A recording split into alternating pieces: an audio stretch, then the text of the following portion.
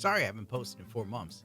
The main channel requires so much time and attention. I hope to build more kits during the winter and maybe paint a few 3D models. But about a month ago, Uniformation contacted me to test out their proprietary resin, ABS-like resin to be exact. And I said sure, why not? Free resin's free resin, babe. I was sent the HD standard resin by mistake. No skin off my nose. It's dirt cheap, by the way, $15 a bottle. I will say it's on par with frozen 8K water washable resin at about half the price. It fluctuates between $30 to $40. And the Uniformation resin is slightly stronger. Key word is slightly. For now on, I'll be using this resin for all of my high detailed stuff. The only downside is it has a bit more of a smell to it than other resins I've used. I guess there's a trade-off. Since most of us have printers in the garage or rooms away from us with some ventilation or at the very least air filters, this won't be an issue. If you, for some odd reason, are close or nearby to your resin printer, you might want to try something else. These are the recommended settings for the resin from Uniformation. If you're doing 30 microns, change the exposure time from 2.2 seconds to 1.8 seconds. I fluctuate between 1.8 seconds and 2 seconds. Anything higher than 2 seconds is way overexposed, I found. Also, the bottom layer, I run 40 to 45 seconds rather than 30. This is just me. Every printer is slightly different. So, for the last month, I've put the resin through the standard testing, i.e. printing, failing, and seeing what happens, which is what most of us do with 3D printers.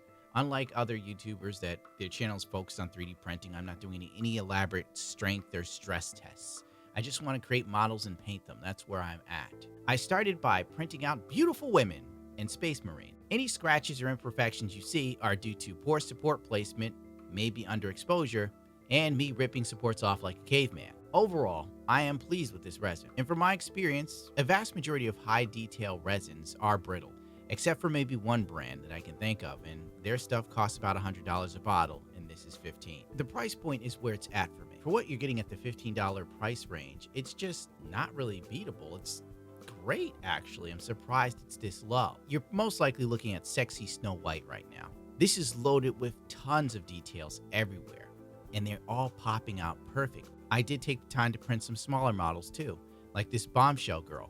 Supporting this figure suck donkey balls. The highly detailed hair is a sanding nightmare waiting for me. But as you can see, it came out beautiful and smooth. Unfortunately, I forgot to film some 1/6 scale heads that I printed to show the details that the resin actually picks up.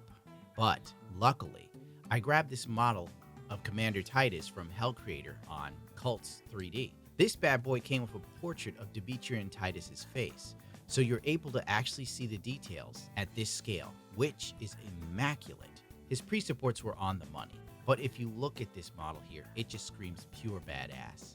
It's stuff like this that makes resin 3D printing so awesome. An affordable resin with a great SLI file paired with a good printer, the GKtwo, which is what I use for all of these prints. And baby, you've got a stew going. I'd like to thank Uniformation for giving me a shot to test out their resin line. I actually recommend it, and if you use the link in the description or use the code ItsAGunpla, you can save 30% on the gray HD ABS-like resin. If you're in the market for it, I'm most likely going to buy some more resin myself. As the man who gave me my first airbrush said, do great things.